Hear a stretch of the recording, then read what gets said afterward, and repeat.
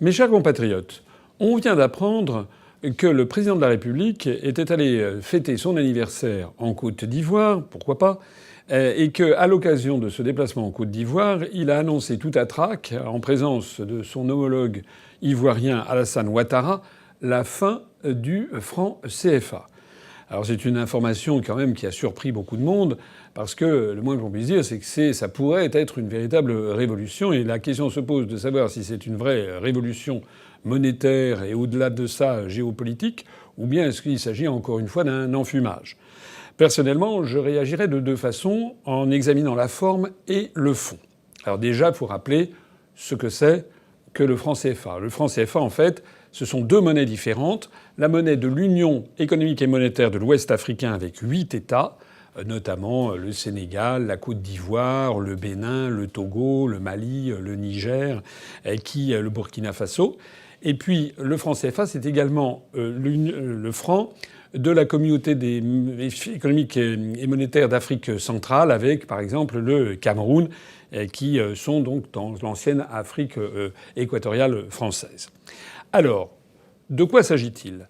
Il s'agit que le franc CFA, utilisé uniquement dans les 8 pays d'Afrique de l'Ouest, on ne parle pas des pays d'Afrique centrale, ce franc CFA utilisé donc dans l'Union économique et monétaire de l'Ouest africain va changer de nom en 2020 pour devenir l'ECO. Alors, sur la forme, il est quand même absolument extraordinaire que le président de la République française annonce tout à trac, alors que personne n'était au courant, ce changement. Et qu'il le fasse de surcroît avec un seul des chefs d'État, des 8 États concernés, le président de la Côte d'Ivoire. Moi, je serais le président du Sénégal, du Mali, du Niger, du Togo, du Bénin, etc. Je ne serais pas particulièrement satisfait d'apprendre cette information de cette façon. Je serais parlementaire français, je ne serais pas non plus très satisfait de voir à quel point le Parlement français ne sert strictement à rien, puisque face à une décision qui est potentiellement d'une telle ampleur, qui met un terme à une création monétaire qui date de 1945 et qui avait un parfum largement critiqué, un parfum de néocolonialisme et de France-Afrique, il est quand même extravagant que le président de la République décide comme ça. On a l'impression qu'il sorte ça d'un chapeau. Donc déjà, du point de vue de la forme, ça ne va pas. Maintenant, sur le fond. Sur le fond, il y a plusieurs choses à dire. Personnellement, vous me connaissez, ça fait des années que je l'ai dit, notamment parce que j'ai souvent ce genre de questions. Nous sommes favorables à l'UPR, et ça figurait d'ailleurs dans le programme présidentiel, au démembrement progressif du franc CFA. Puisque nous sommes logiques avec nous-mêmes, nous voulons sortir de l'euro, nous disons, et toute l'histoire monétaire du monde nous donne raison, qu'une monnaie c'est un peuple et une nation, et qu'une monnaie plurinationale ne peut pas durablement être viable. C'est d'ailleurs ce que l'on constate pour le franc CFA, puisque justement ces réformes montrent bien qu'il y a un problème. Donc sur le fond, l'idée que progressivement on évolue sur le franc CFA nous paraît une bonne idée. Mais j'ai rappelé que la position de l'UPR, c'était d'aider les États qui le souhaitaient à créer leur propre monnaie, comme ça a d'ailleurs été le cas. La Guinée l'avait fait, le Mali a essayé de le faire puis était revenu dans le franc CFA. Donc nous aiderons les pays de la zone du franc CFA à sortir du CFA s'ils le souhaitent, afin qu'ils puissent disposer de leur souveraineté monétaire pleine et entière. Mais de quoi s'agit-il ici en la matière ? Il s'agit d'abord d'une réforme, je l'ai dit tout à l'heure, qui ne concerne que l'Union économique et monétaire de l'Ouest africain, l'UEMOA, et non pas l'autre franc CFA de l'Afrique centrale. Deuxièmement, ce qui va changer, c'est le nom de la monnaie. Au lieu de s'appeler CFA, qui avait un parfum peut-être effectivement un peu de vestige de la colonisation, ça va devenir l'ECO. Bon, on voit bien qu'il y a une espèce de parallélisme symbolique avec l'euro. L'ECO, ça fait un peu un euro à l'économie. Moi je trouve que ce genre de monnaie artificielle est un peu bizarre. Et de reste, ça va rester une monnaie plurinationale. Donc une monnaie qui aura les mêmes inconvénients que toute monnaie supranationale dont je parlais à l'instant. Ce qui va changer également, c'est que M. Macron a annoncé qu'il n'y aurait plus de la disposition, une des dispositions qui faisait beaucoup critiquer le franc CFA, notamment par la jeunesse des pays d'Afrique, c'était que les banques les banques centrales de ces 8 États étaient tenues la Banque centrale des États d'Afrique de l'Ouest était tenue de mettre à la disposition du Trésor public français 50% de leurs réserves en devises. Ce qui fait qu'il y a actuellement, je crois, un montant de l'ordre de 14 milliards d'euros et qui est détenu par le Trésor public français et qui sont en dépôt au Trésor public français et qui représentent 50% des devises. Alors ce mécanisme avait été prévu pour solidifier, garantir la solidité du franc CFA. Ça a fait beaucoup de critiques. Macron décide qu'il n'y aura plus cette nécessité, donc il n'y aura plus les dépôts de réserve.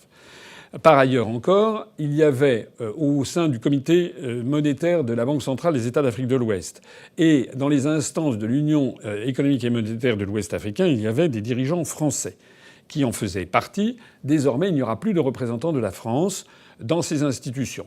Dont acte, ça peut montrer qu'il y a une volonté effectivement de donner leur souveraineté à ces pays d'Afrique de l'Ouest.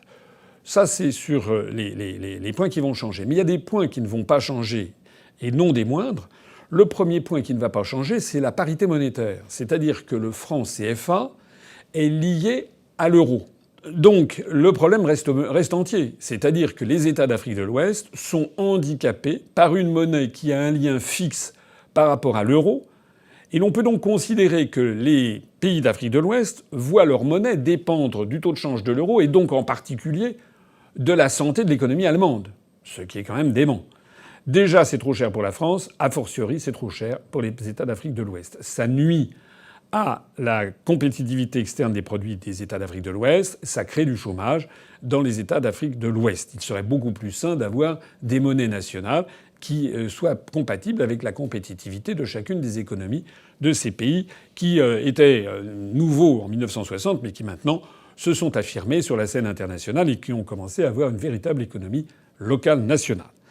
Le deuxième point qui ne reste inchangé, et là ça pose aussi un vrai problème, alors cette fois-ci pour la France, c'est que la France va conserver, elle se porte toujours garante pour la Banque centrale des États d'Afrique de l'Ouest. C'est-à-dire que si par exemple il y avait une pénurie en devises étrangères, c'est la France qui devrait se faire fort d'apporter ces devises à cette Banque centrale des États d'Afrique de l'Ouest. Ce qui signifie clairement que Macron a cédé sur la présence de représentants français, a cédé sur les dépôts en garantie, 50% des dépôts de devises en garantie auprès du Trésor public. Mais en revanche, il a accepté de garantir toujours ces États. C'est-à-dire que la France sort encore une fois dans cette histoire perdante, puisque elle devait auparavant la contrepartie des garanties, c'était justement le dépôt de 50% des devises au Trésor public français. Personnellement, j'estime que si il faut laisser leur pleine et entière souveraineté aux États d'Afrique de l'Ouest, il faut aller jusqu'au bout. Et donc il n'y a plus nécessité, dans la mesure où il n'y a plus le dépôt en garantie de 50% des devises auprès du Trésor public français, le Trésor public français n'a plus non plus à faire la garantie des États d'Afrique de l'Ouest. Sinon, on maintient d'ailleurs une relation de sujétion qui ne dit pas son nom, et la France prend des risques qui peuvent être importants. Au total, sur cette réforme, je dirais que il y a, au-delà de ça, on voit bien que l'idée même d'une monnaie plurinationale ne tient pas la route, même en Afrique de l'Ouest. Ce qui est dommage, c'est que Macron ait fait ça en maquignon comme ça dans un coin, sans tenir informé la représentation nationale, sans que ceci s'inscrive dans un projet géopolitique plus global, qui est celui que nous proposons. Je rappelle que ce que nous proposons à l'UPR, c'est d'en finir avec la France-Afrique, avec des relations d'assujettissement des pays d'Afrique à l'ancienne métropole, mais que l'on rebaptise des liens entre la France et l'Afrique, cette fois-ci en adultes, entre pays libres et souverains. Personnellement, je ne suis pas favorable à ce qu'il y ait des repentances à répétition, parce que certes, la période coloniale a commis des crimes, elle a aussi eu des points positifs. Il faut avoir un jugement nuancé sur l'histoire. Ça, c'est un fait. Je renvoie ici à ma conférence sur l'histoire de France. Donc je n'aime pas ces repentances à répétition qui ne sont pas saines. Il faut d'ailleurs... Les générations ont changé. Maintenant, il faut regarder vers le XXIe siècle.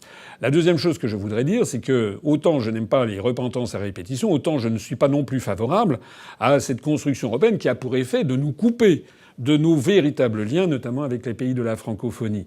Je rappelle que par l'intermédiaire de l'Union européenne, chaque Français verse des sommes considérables à des peuples comme les Estoniens, les Lettons, les Slovaques, etc., alors que cet argent ferait mieux d'aller, quitte à faire, vers les pays de l'Afrique francophone, notamment pour permettre d'y stabiliser leur population et de favoriser le développement, qui n'est pas nul, puisque, par exemple, le Sénégal a connu des taux de croissance tout à fait significatifs depuis plusieurs années, de l'ordre de 8% par an. C'est ça qu'il faut favoriser. Et il faut favoriser un partenariat entre la France et les pays d'Afrique sur un véritable pied d'égalité. Un pied d'égalité qui nécessite la fin progressive du franc CFA et qui nécessite aussi que la France, n'ait plus d'intérêt particulier en matière économique et monétaire. C'est au peuple d'Afrique, à chaque peuple d'Afrique, de se gérer. Tout ça pour dire qu'en définitive, cette réforme risque d'être encore une fois un enfumage général. On ne comprend pas très bien d'ailleurs pourquoi les 7 autres chefs d'État de l'Union économique monétaire ouest-africaine ne faisaient pas partie de la réunion. Pourquoi ceci a été décidé sur un coin de table. Pourquoi d'ailleurs Macron a changé de pied, puisqu'en 2017, il se déclarait favorable au franc CFA. Enfin, c'est de l'approximation, c'est du en même temps, c'est-à-dire du n'importe quoi, typique de Macron, et ça ne s'inscrit pas dans une géopolitique. Lorsque Macron prend des grandes positions sur le fait que si, que ça, la France et l'Afrique, concrètement, il est un des vassaux de l'oligarchie euro-atlantiste qui tient la construction européenne. Pour renouer des liens étroits avec les pays d'Afrique francophone, qui d'ailleurs participent au rayonnement de la littérature et de la langue française dans le monde, qui sont des pays d'avenir en matière économique, pour développer ces liens sur un pied sain et d'égalité, il faut d'abord sortir de l'Union européenne qui nous assujettit. Voilà. Je rappelle d'ailleurs ici ce que font les Britanniques.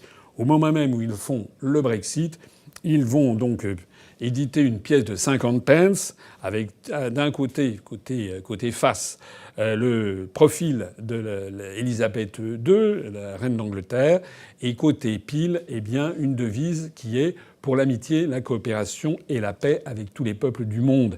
Et au même moment, le gouvernement de Sa Gracieuse Majesté a lié des quantités d'accords de libre-échange avec les anciens pays les pays du Commonwealth, les anciennes colonies britanniques, que ce soit l'Afrique du Sud, le Nigeria, l'Inde, l'Australie, la Nouvelle-Zélande, le Canada.